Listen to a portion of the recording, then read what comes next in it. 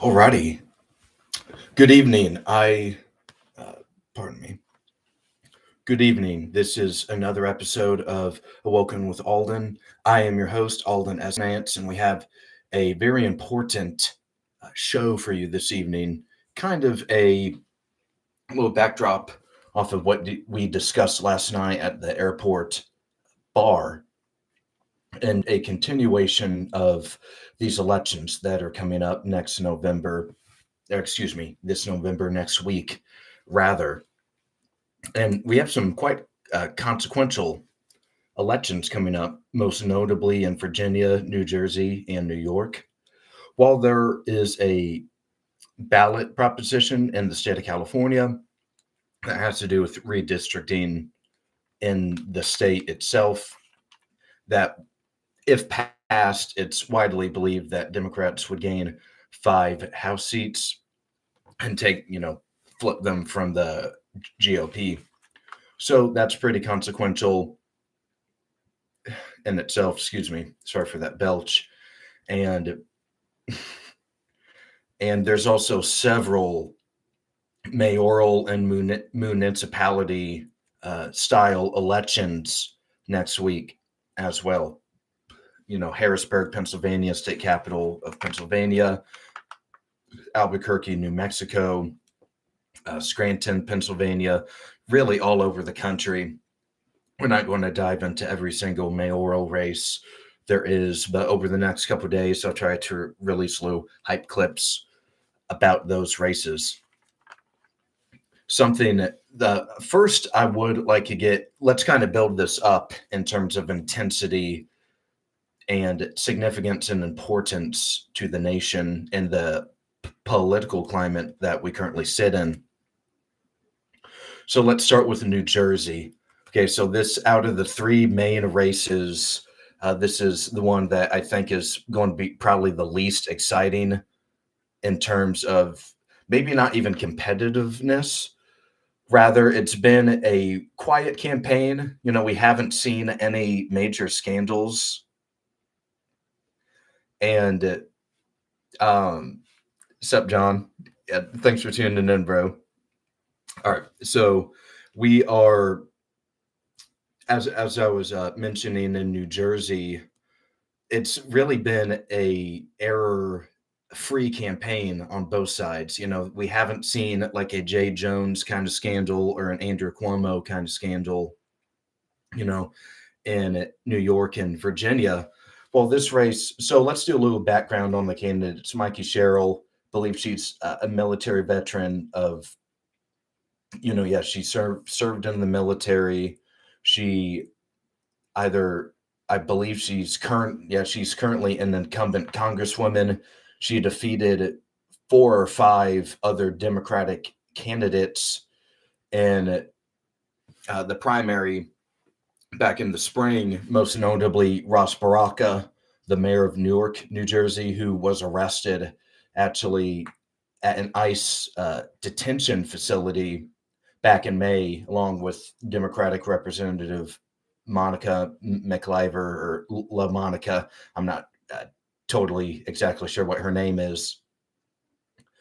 And so, there was some press about the primary. She also defeated Josh Gottheimer, known as a pretty moderate member in the House, kind of snaky a little bit, but nonetheless, she was able to sideline all of them in advance to the general election, where she will face Jack Ciattarelli. He was the 2021 GOP nominee for the same seat and election, and came very close actually against Phil Murphy, the current Democratic incumbent governor of the Garden State. And he only lost, I think, around 85,000 votes, or, not a particularly large number, especially in a state, we're talking millions of voters are on the rolls. So we need to, what am I trying to think? It's not that we need to, it is what am I trying to think? Yeah, so I don't particularly. I think Cheryl, she's pretty well got it at this point, unless if Citarelli can move up the numbers high in places like Orange County and other places on the coast, and he needs a wave of voters that are frustrated that commute from New Jersey to New York over the congestion pricing. That's going to be his calling card. Is that around a year ago, Democratic governor of New York, Kathy Hochul, released this policy of $9 for the commuter bridge getting into New York City. And that is essentially another tax uh, on people in New Jersey that, live in the surrounding areas that aren't particularly far away. And so he's going to need a lot of those people to show up in frustration of that, and also get his suburban, those suburban older voters living, like Orange County or Orange Beach, excuse me, and run up the numbers there on the coastline. So uh, I'm not sure a percentage exactly, but I think I saw today President Trump won the county by 36. He's probably got to win it by 40, 41 to have a chance to be able to net those votes. So that's where we kind of stand with that. Not the most exciting race, as I mentioned earlier, and we'll continue to follow it. But Mikey Sherrill, she's probably got it. It's not. I wouldn't bet. 10,000. I wouldn't bet a whole lot of money, if any, on it, because it could flip. You don't know about election day turnout. Republicans in the last couple cycles have voted more on election day than early voting or mail voting or whatever the method of voting is. So, maybe he can get some rally on this election day, but it's really been not a super well media covered campaign. They're both pretty well, I wouldn't say regime candidates necessarily, but they're both establishment candidates, more or less. They're not particularly known for anything too exotic or thrilling or exciting. So, that's a quick little recap on the New Jersey race, and let's move on to the California redistricting. Uh, probably going to pass, but let's look at the consequences. With this potential um, election, or this if this ballot measure passes, and what that means for uh, the nation in 2026 and the midterms or the 28 election. I don't believe it applies to the 26 election necessarily, but it would be about 5 seats that are drawn out, and that carves the way for 5 less Republican seats, particularly, yeah, the Orange County, you know, kind of that southern vote. People like Ken Calvert, they're he's cooked essentially if the districts are drawn, and he's aging regardless. So, and he's always kind of had that swing district county, and we'll just kind of have to see which specific districts, because the thing is what some people forget about the House, uh, and that doesn't, or that applies for the Senate but doesn't apply to the House, is that you don't have to actually live in your district to run for the House. You can live in another district or another state, even though it's very rare that you're going to win. If let's say I want to run for Indiana's 8th district, and if I live in Florida's 1st district, or Florida's 2nd district or something like that, it's just not really going to work out. So members, in terms of redistricting, like in New York last year, we saw this actually. Uh, I think Mondaire Jones, actually 2 cycles ago, Mondaire Jones and Sean Patrick Maloney, I believe the DSCC chair at the time, the new districts redrew them into the same one, and instead of like each finding a different district to run in, they ran against each other, and it kind of screwed both of them because I think the Republican Mike Lawler is who actually won the seat. And so sometimes redistricting, people panic, they make poor choices, and it costs them and their party electorally at the ballot box. So that's something we'll pay attention to the California redistricting proposition. Again, I think it's looking like it's going to pass, but it's so important to follow. So next, I would like to get into the Virginia, and this is where it starts getting a little meaty, a little juicy, rather, in terms of significance and importance. So there's really, so all three. So in Virginia, the governor and the lieutenant governor do not run on the same ticket. So it's when you go vote, you got to fill in, all right, I want this person, then you got to fill in the next ballot, for the lieutenant governor. It's not like not like president of the United States where both candidates are on the same bubble, if that makes any sense. So along with the governor, lieutenant governor, and attorney general, so they got three statewide races, all have huge consequences on the Commonwealth of Virginia, the state that has produced 7 presidents.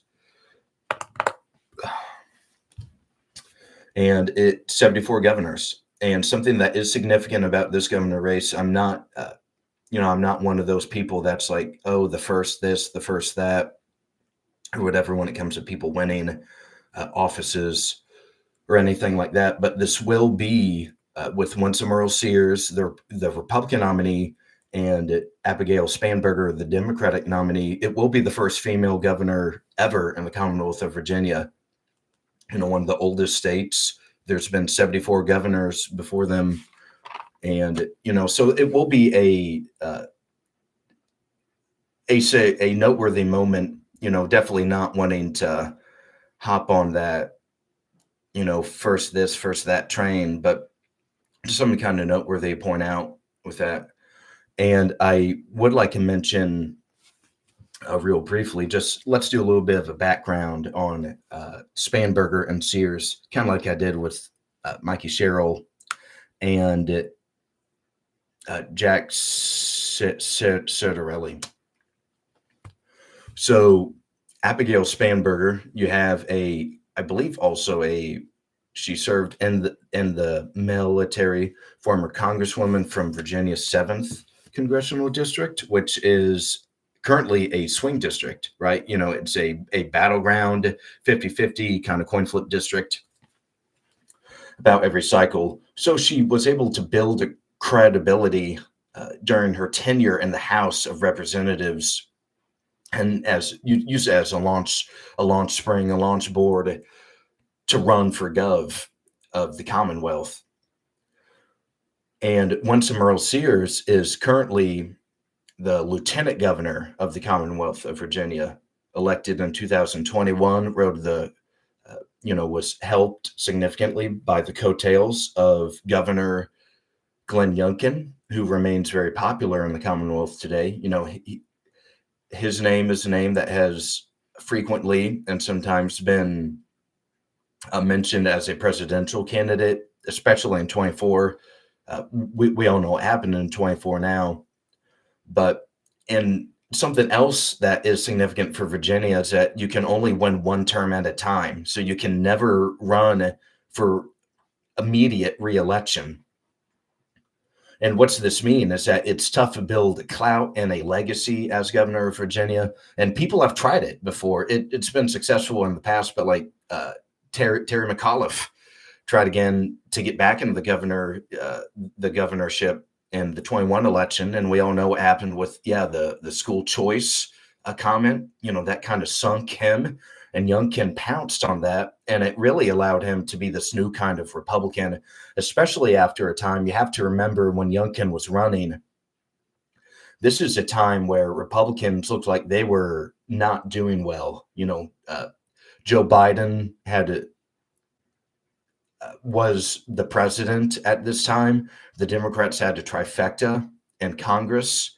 Even though it was 50-50 in the Senate, they still had the tie-breaking vote, and they had a majority in the House. So it wasn't looking very good for the Republicans at the time. And Glenn Youngkin came in there and beat an establishment propped up Democrat, and it really kind of brought life to the Republicans. Remember, that wasn't a particularly glorious time to be in the GOP. But nonetheless, let's go back to 2025.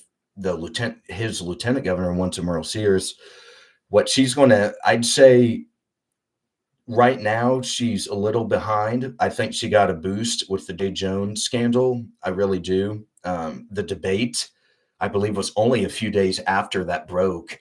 So you've probably seen her ad by now where she's like, Abigail, what would it take for you to, pardon, let me step back real quick. So the comments that Jay Jones made, and who is Jay Jones? Jay Jones is the Democratic nominee running against Republican incumbent Jason Mayoras for the Attorney General seat. Mayoras is incumbent, so he has that advantage towards him, but polling is still quite tight. And, neither side, it's about 50-50. Even after the scandal, it's still really close, which is bizarre in my view. So what a few years ago, this Jay Jones guy was like texting people about how he looked forward to killing Todd Gilbert and his children, putting a bullet in their heads and, kind of not even joking about it, just like serious, like, you're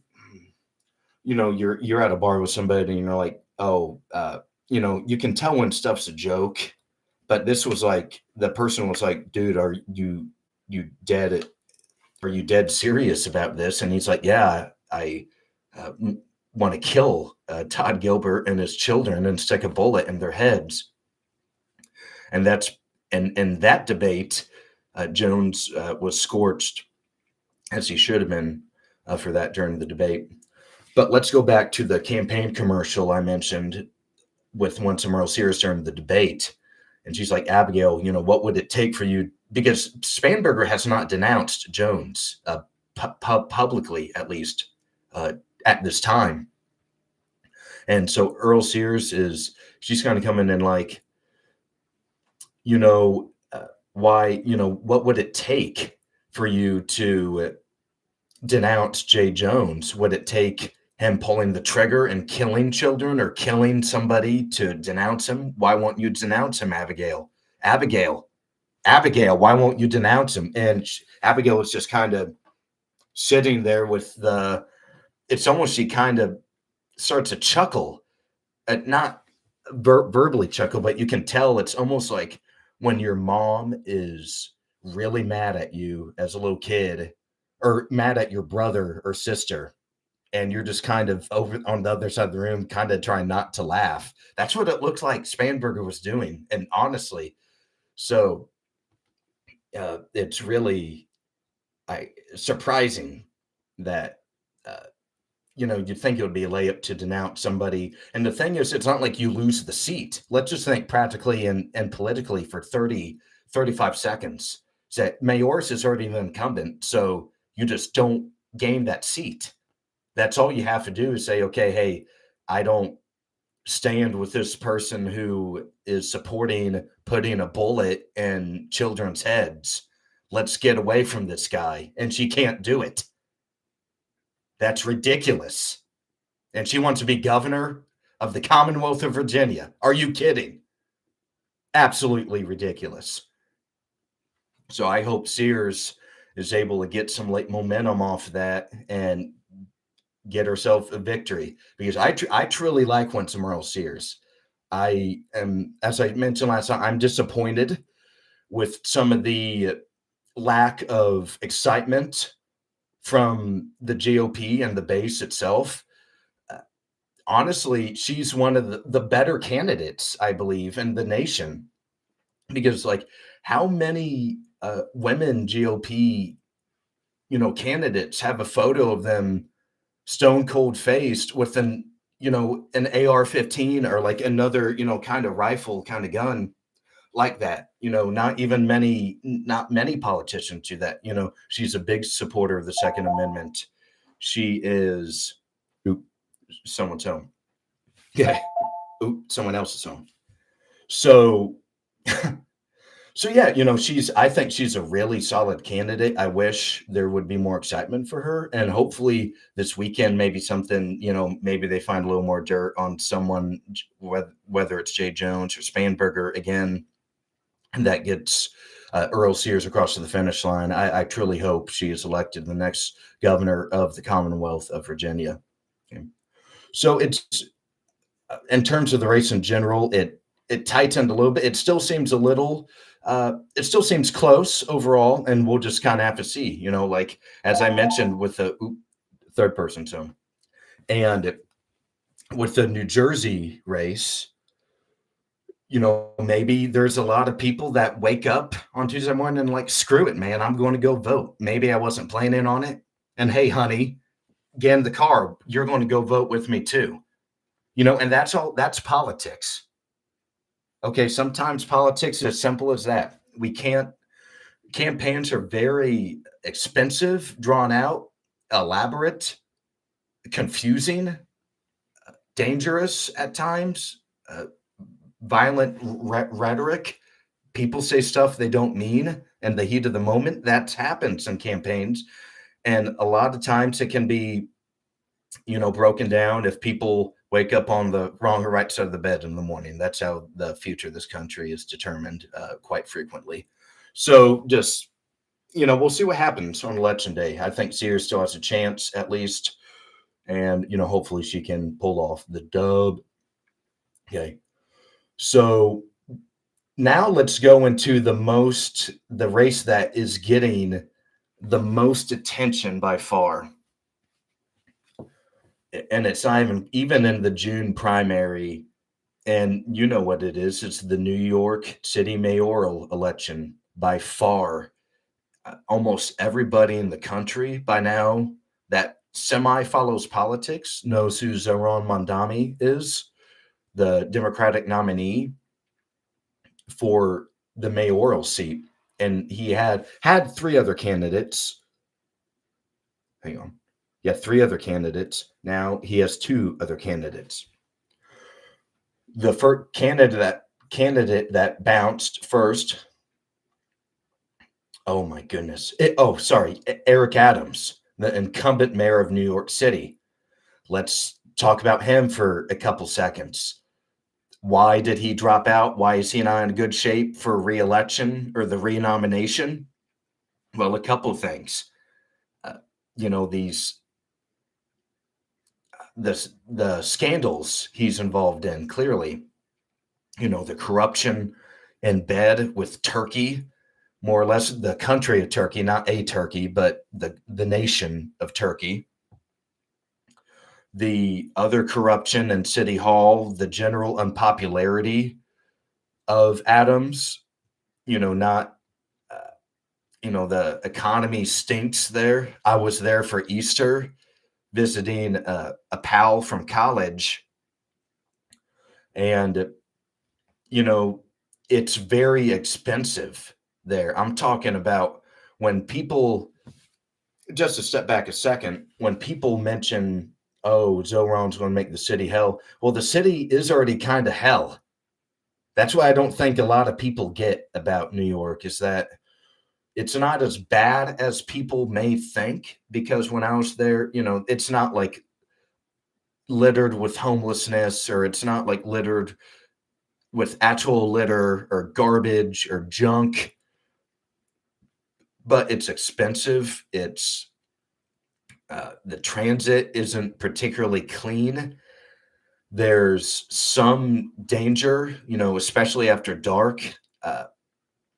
I particularly, even myself, you definitely want to be on high alert. There is crime, lots of crime in the city.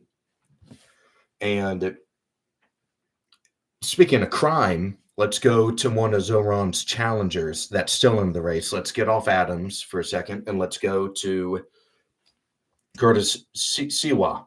or Sila or something like that. The guy with the red hat. So what's his background and story? What Curtis, his main calling card is crime. He's kind of the guy, hey, like, you know, when he was a part of the organization, I believe some peacekeeping organization, he's been doing that for more than 40 years, I believe. And he is, so that's kind of his main thing is, hey, I'm going to get the crime under control. We're going to make sure everyday New Yorkers aren't getting the crud beat out of them on the subway or waiting for the subway or on the subway or in the streets or in Central Park, on the Brooklyn Bridge, and any of the 5 boroughs. So that's kind of his big thing. Looking into, I believe he's one of those candidates that runs every cycle or runs very frequently. So that's why a lot of people, kind of a good segue to my next point, a lot of people are like, well, he is the Republican nominee. Why do so many people want Andrew Cuomo instead, or trying to get Curtis to drop out, get Andrew to make it a one-on-one against Oron? So going to Cuomo real quickly is that what's his background? He's from a political dynasty family. His father, Mario Cuomo, was the governor of New York decades prior to before he became governor. I believe reelected in 18. Yes, and term would have gone 22, but he, I think, resigned in 21 or something like that because to Curtis, one of his best points in the entire campaign is Andrew Cuomo is he's either killing grannies or slapping, spanking fannies. And because he had to resign because all these women came out and said, hey, Andrew grabbed my bottom or touched me inappropriately in a way that is not fair or really ever legally or even just societal acceptable in everyday life. So he had to get out, and now, I'll kind of save that point for a few minutes from now. But yeah, he had to resign the governorship. Kathy Hochul comes into power. Lee Zeldin almost wins in 2022, almost defeats Hochul. I think it was like 52-47 or, like 52 high, 46 high, maybe 47 low. And she seems pretty weak, and she's kind of carrying the Cuomo regime. She was the lieutenant governor during the Cuomo regime and is still not particularly popular at this time. But let's go back to Andrew for a second. His brother, big in media, was on CNN during the COVID, the pandemic. And, remember not Andrew Cuomo was getting so popular, Democrats wanted him to join the ticket with Biden. Remember that? Like, that's how popular, because he did those daily PowerPoint presentations. This is how many grandmas I've killed today. This is how many people I got sick today. And here's what I'm not doing to help New York. Something I'm being goofy there. But, those were his presentations. And at the time, at least, it was kind of seemed as a calmer alternative to what the White House was putting out, right? So he was gathering this support among the Democrats and like, hey, this guy needs to be on the ticket. Ultimately, as we all know, Harris was selected on the ticket, and Cuomo kind of faded off and eventually resigned a year or two later, whatever, for misconduct allegations. So enough about Cuomo. Well, we're going to bring Cuomo into this, but who is Zohran Mamdani? Who is this guy? We know he's a Ugandan immigrant. He's only been in the country, I think, for 6 or 7 years, not very long. I've coached kids at, the local swim club longer than that, you know. So he hasn't been in the nation that long. Uh, he's I believe he either resigned to focus on this campaign or is still currently a New York state assemblyman. And what's like their state house, that's what their state house is referred to as, the state assembly. And so that's just a quick little background on him. What does he stand for? Uh, you know, on his website you can go. He taxing white neighborhoods higher. Government ran grocery stores, other big government projects and ideas. Like free bus, free city bus. That sounds wonderful. I'm sure uh, everyone would love that. Like I took the bus in New York City. It was crowded, but it was on time and it was fast. It was like fast enough. Like goodness, it's not like a high speed subway trail, like what or subway train. What are you trying to do? It's a bus. It's one of the oldest forms of transportation. So that's just kind of a little side rant there. But what else does he stand for? He stands for some of the government run grocery stores, the I believe like it's kind of like an alley or like areas to where it's safe for injection sites for people using drugs or something of that nature. And a lot of these other very, very liberal, very socialist, big government ideas that sound great on paper, but ask anybody in Venezuela right now what happens when the government controls so much of your life like that. Eventually, something's going to crash and burn. But let's just kind of get off of the Zoran's a socialist thing for a second. And let's really kind of, Cuomo also supports a lot of these same things. And back to Zoran, Zoran and Cuomo, and even Curtis, for this matter, during the debate, signaled that they would not cooperate with the White House over the ICE raids, the ICE investigations, the mass deportation policy of the president. And what's this mean? Well, so there's a reason Zoran beat Cuomo, and Cuomo, as I mentioned, big regime candidate, establishment candidate, legacy candidate. The father, the brother. He's former governor, excellent, tremendous name ID. Gets crushed in the primary by this guy who's been in the country 6 years. Cuomo was governor just as long as Zoran has been in the nation. So, like, we're talking a massive political shift and upset. And what's this mean? Well, they stand for the same things, more or less. Like Cuomo, he's still a big liberal. Like it's not like he's all of a sudden this MAGA or America First type candidate. He's still on the left.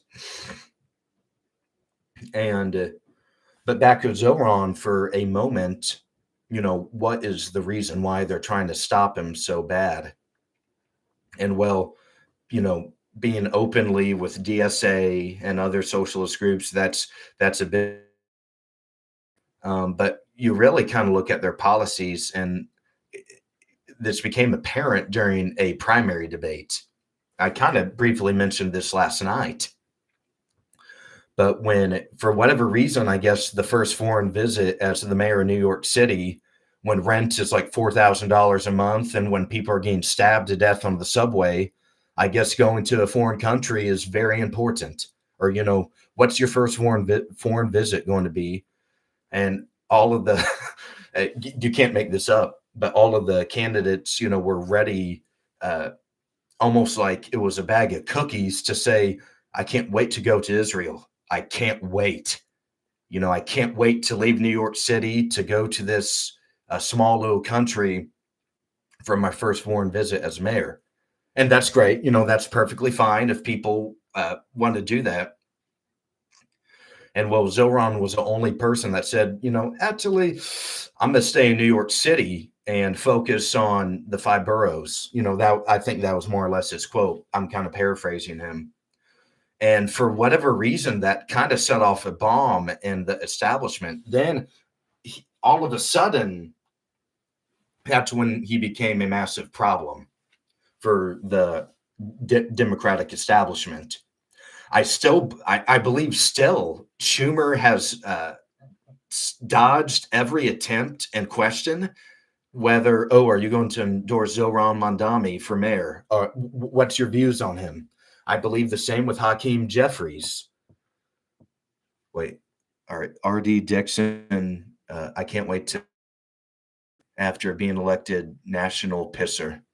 Okay, I'm not particularly sure what that comment means, but back to Zoran's, why the establishment is so afraid of him is he's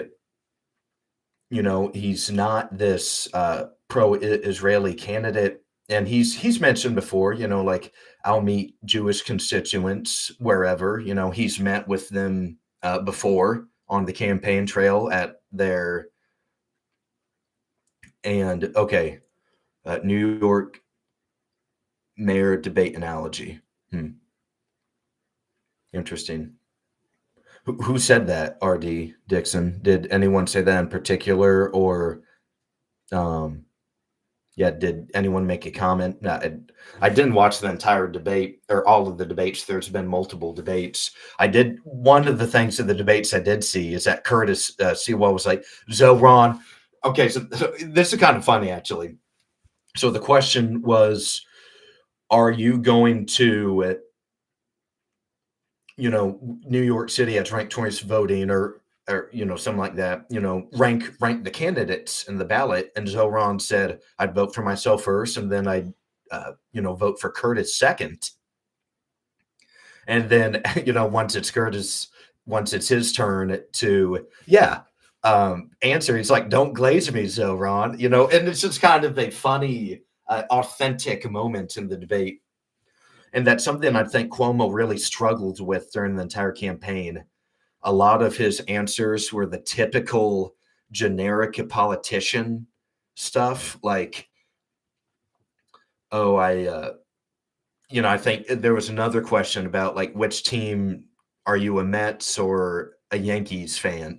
Because it's such a large city, there's multiple pro sports teams, in a very close quarters. And and Cuomo said, I can go to one game for the first half and go to the second team for the second half, or something like that. And it just kind of really, I think answers like that is what is really doomed him, is that he's again just trying to play both sides, and it's going to be really shocking and surprising.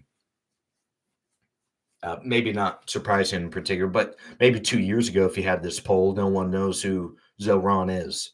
Okay, so back to Zoran. So it's that one issue that he's not, involved, not supportive of a certain country in the Middle East.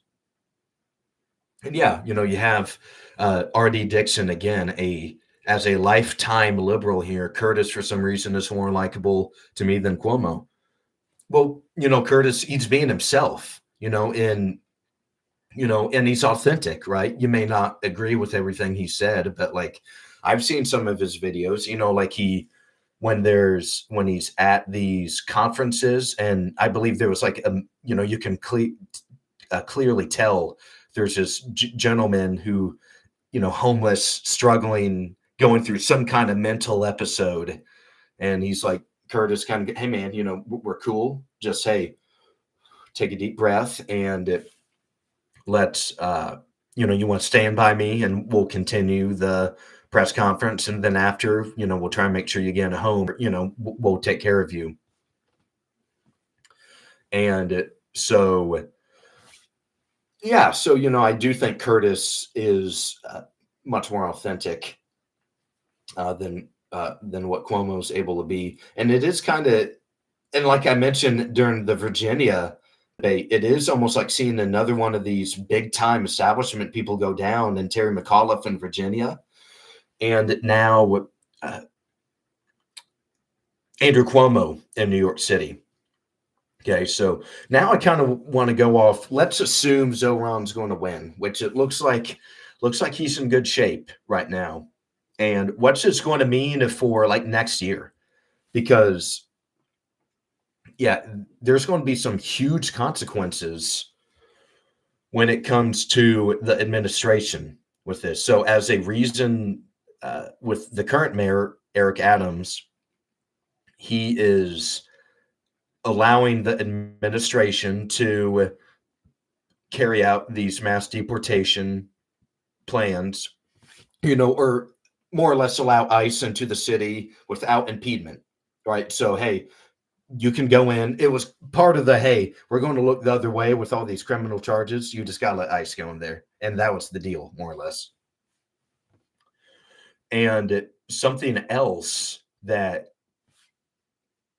is going to be big for the next year for the administration is that Zohran is, kind of the Democratic base is with Zohran right now. They just look at the Democrats in Washington, D.C. right now. They're lame. They stink. They're not likable. Their talking points don't land.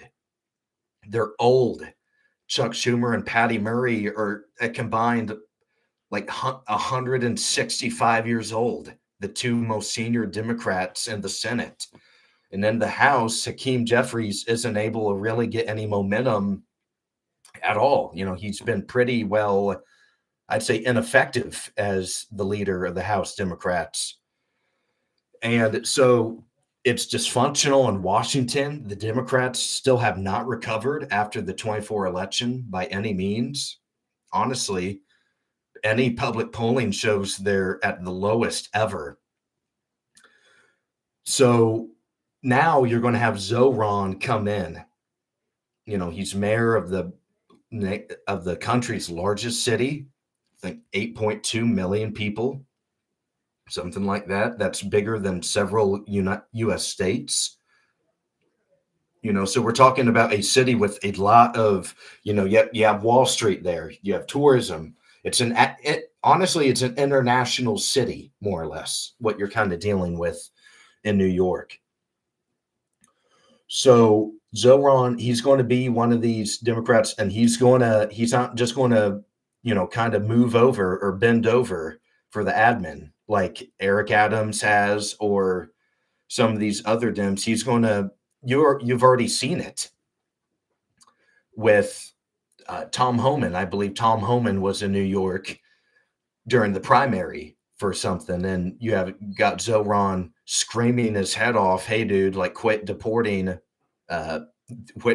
these people. You're a Hitler. You're a fascist. You're this. You're that. You're going to hell." Whatever term, essentially.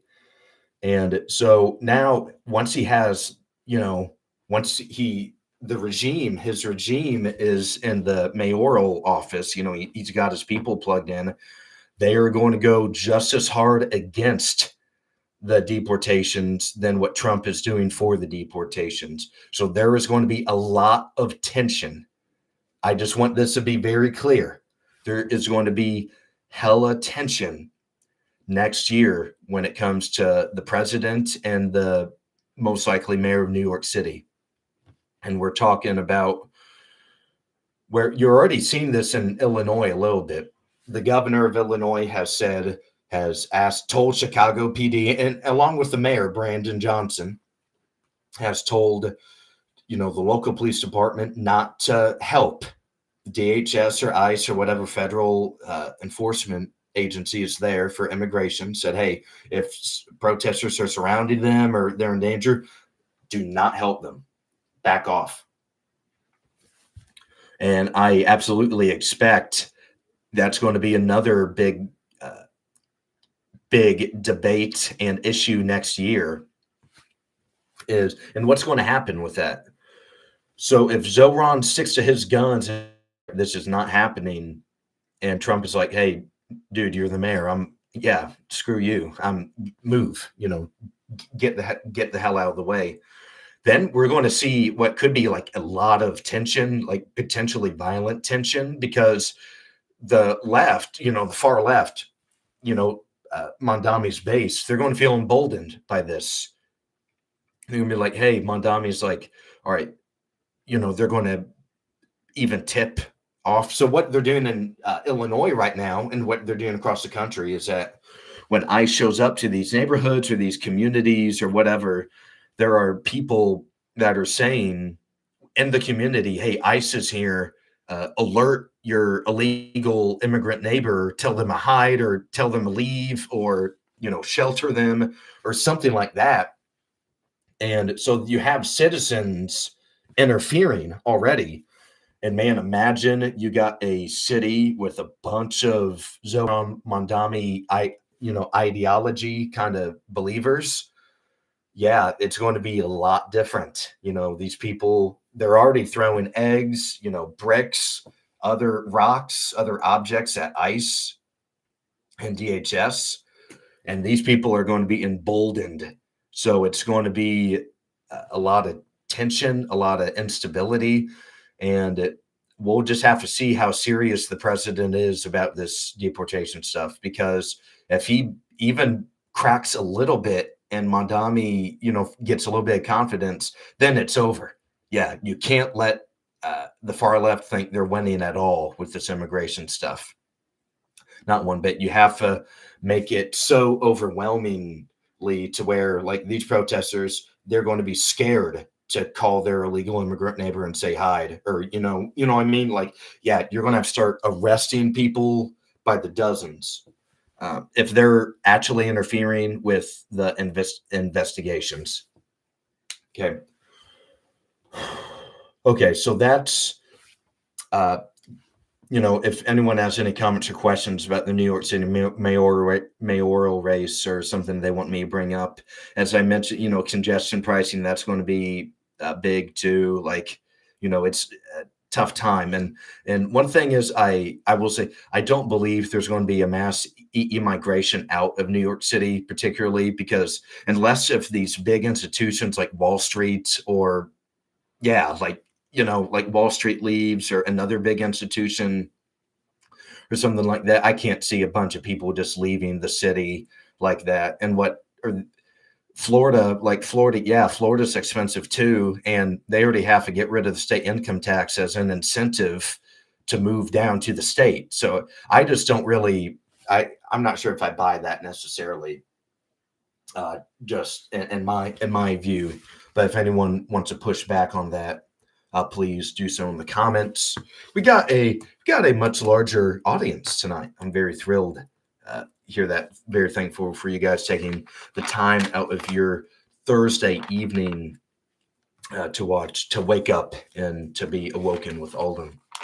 Okay, wonderful. So I did kind of want to, I got California, New Jersey, Virginia, and New York City out of the way. But I did have one kind of fun. I was just kind of goofing around,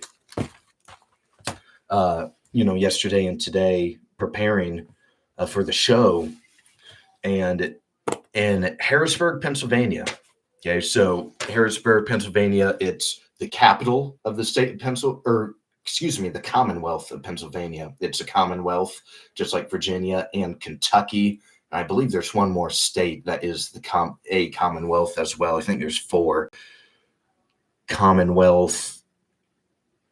Goodness, I know it's Kentucky, Virginia, and Pennsylvania. Someone in the comments would have to tell me what it is. The 4th one is, if there even is. I believe there is a 4th one. But let's get off that for a second and get back to Harrisburg, Pennsylvania, the capital of the Commonwealth of Pennsylvania. And so you have this Democratic incumbent. Her name is Wanda Williams. We love good Wanda, right? Wandas are amazing, right? And she is the Democratic incumbent in this race, but she has some corruption allegations and some unethical practices against her that is kind of weighing her down. So she only survived the primary earlier this year, I believe, by 80 votes.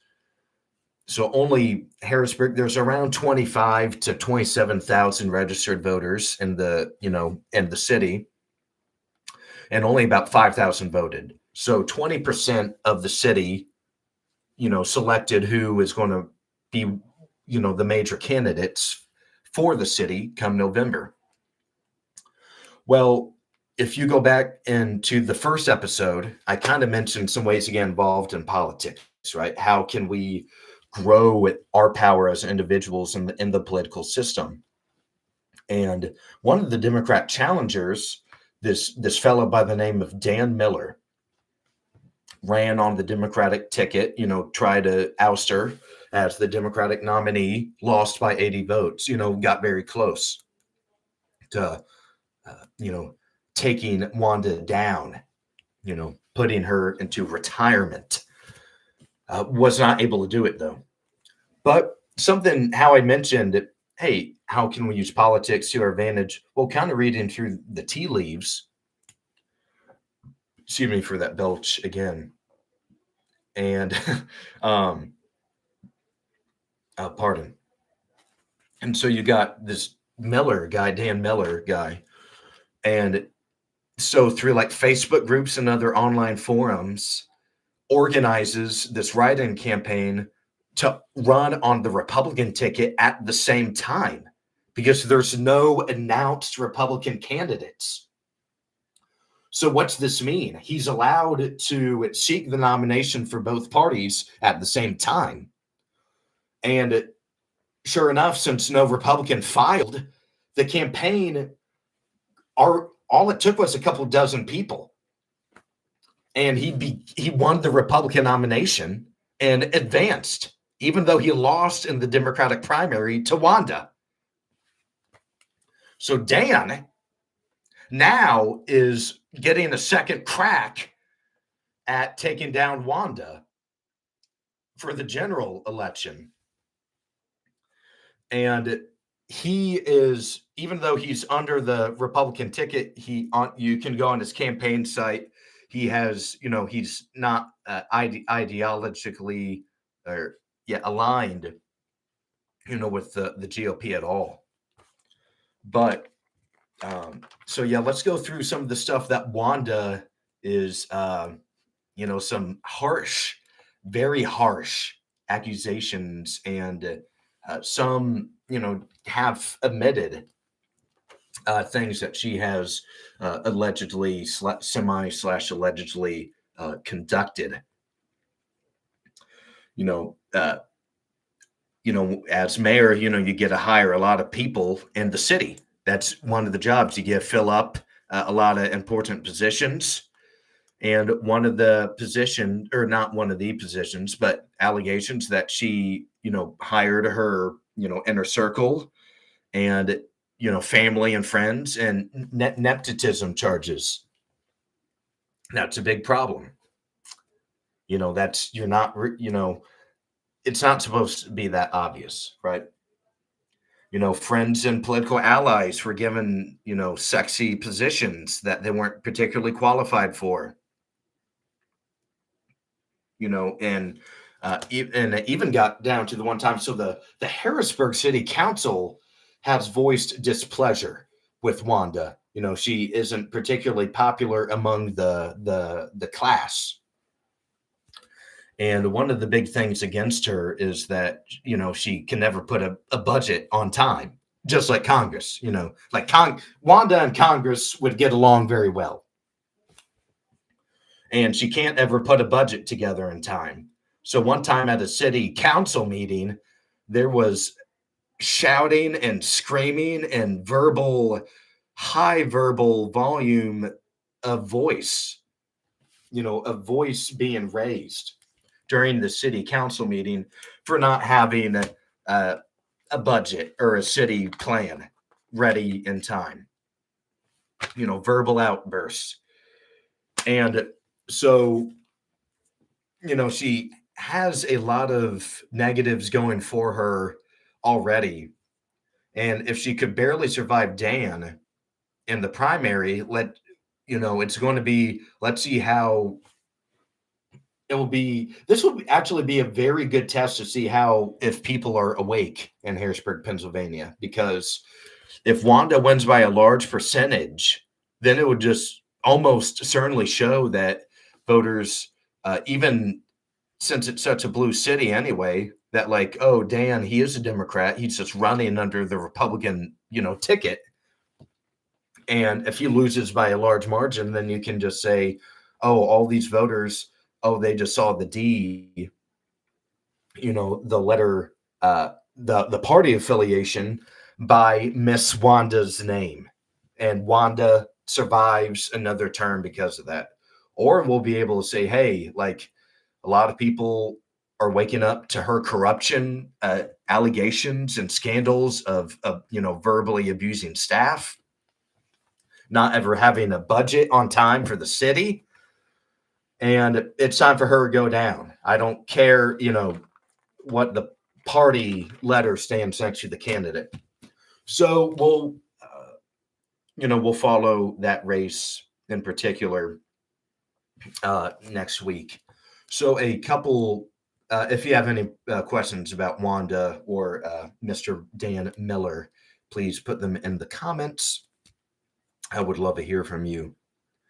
And so just a couple programming notes for next week. We're going to move the Wednesday show to Tuesday, and we're going to live stream the election. I think that's going to be pretty fun. I have a commitment next Wednesday, won't be able to make it for Wednesday, so we're going to do it next Tuesday at least. Maybe we can do a recap of the results, Thursday or something like that next week as well. But we are we're going to live stream the election, and we'll hopefully I can create a little ticker for the bottom, and say, hey, this candidate in this race has X percent of the vote, and kind of have it, like on how all the major news channels kind of have it too. So going to experiment with that the next few days, hopefully get something good for you guys. So please, I'm not sure what time Tuesday. We'll maybe do 6.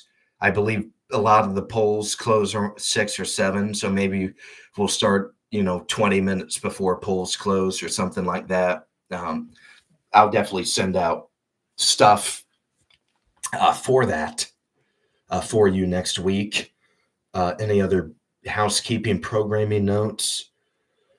I don't believe so.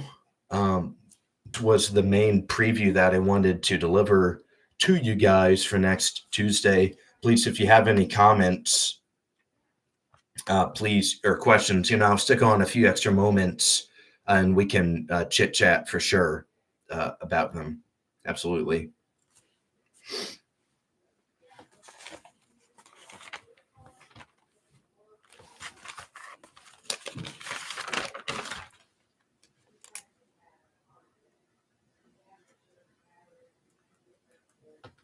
Yeah, go over that. So.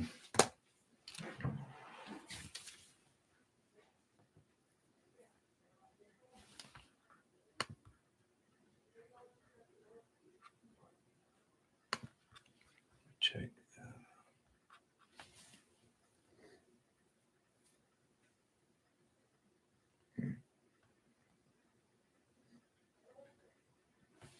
So yeah, let's look at some of the comments from earlier that I didn't get to. So yeah, RD Dixon, can you truly be conservative in a city in New York just as being conservative in Europe is like an American middle Democrat? It's tough. So to answer the question, like there have been Republican mayors, America's mayor, Rudolph Giuliani, one of the most well-known mayors of New York City in history. You got Michael Bloomberg. I think, he's flipped his parties a thousand times as well. I think he's an independent right now, but used to be a Democrat. There, was a Republican at some point. I'm not exactly sure. So there have been Republican mayors and even statewide elected officials, but it's been tough. Really, the last 20 years, it's been a monopoly on public support for Dems running in New York City. So, like, you have, Hochul, Cuomo, the guy, I think the last Republican, his term ended in 02 or something like that. So, you're just looking at a lot of, in the Senate, Hillary Clinton, former Senator Kirsten Gillibrand, and Chuck Schumer, he's been there forever too. So in terms of statewide stuff, Democrats, they've more or less had the city on lock for the last few decades. That's for sure.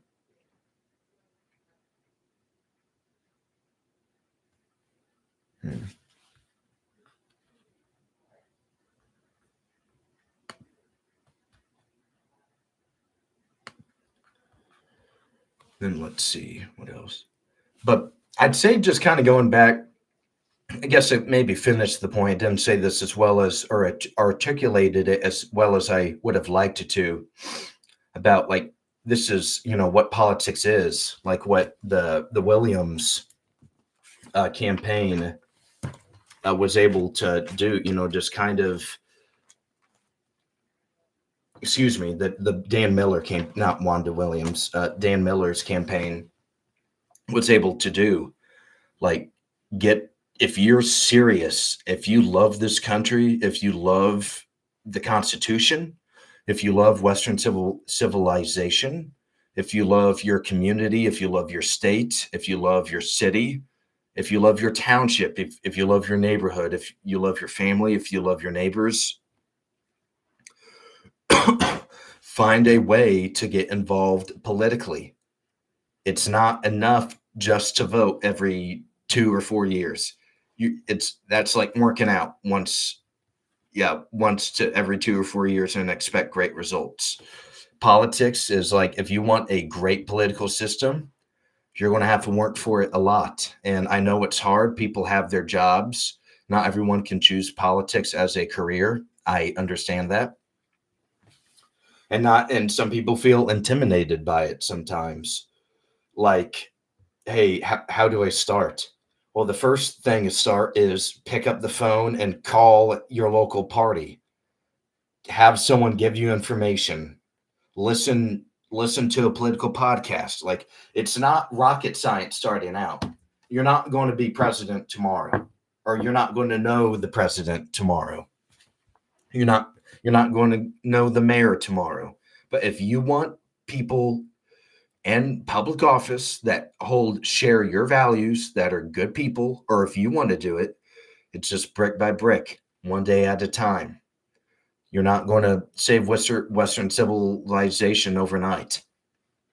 Like, it's not that simple. Like, this stuff takes years and years and decades and decades and time and effort and people and mobilization to achieve. And it's worthy and it's worth it. That's what you have to realize. You have to get to the point to where the current stuff is unacceptable and a change is needed, no matter at what level. Your mayor works for you. That's the same way the president does. Don't get it too twisted, right? At the end of the day, I'm just another person talking to you right now. Tucker Carlson is another person talking to you. Donald Trump, J.D. Vance, Chuck Schumer. We're all just people. And you're just a person too. So don't get intimidated by it. Good people will want you to succeed. That's something politics, you always want to be a little kind of uh, maybe not sketched out by every single person you meet, but it's not like you're going to give them the biggest hug ever, too, right? But you can generally just keep your eyes out. But if you do that and you're not doing anything stupid, you can get a good circle around you of people that want you to succeed and that will help you do well. Okay. So I don't think anyone has had any. I'll wait another moment for questions. But yeah, just one kind of final point about that is, that's politics.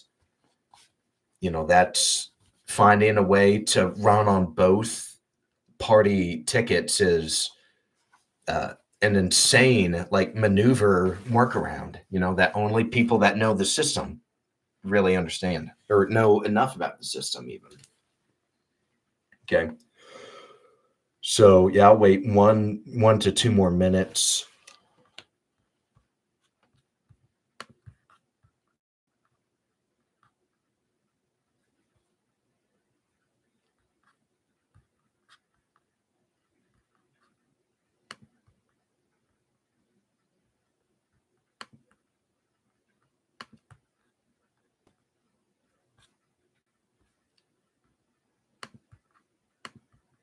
Oh yeah, had a fan text in a comment to me.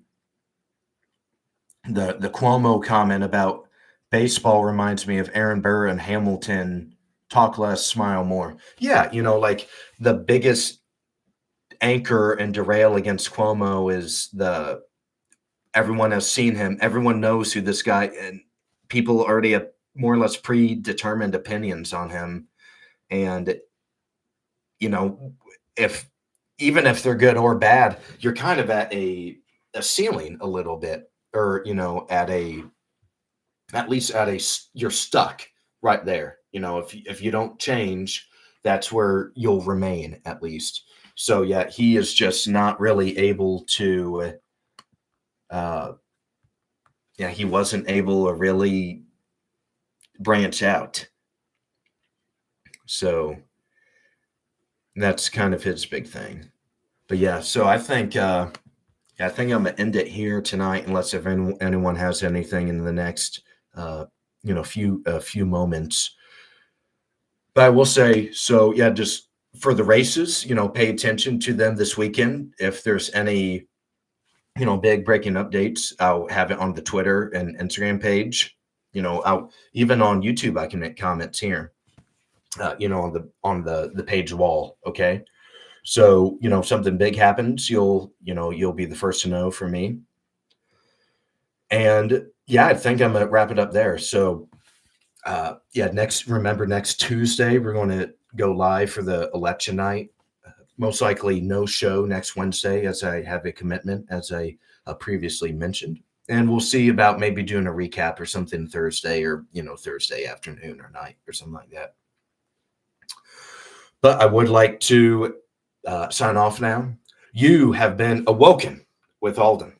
Thank you for tuning in. Please share this, smash that follow button, the subscribe button. Please follow on all the social media platforms. And please remember, pray for all of the innocent people out there in our society and in the world that are being abused and taken advantage of.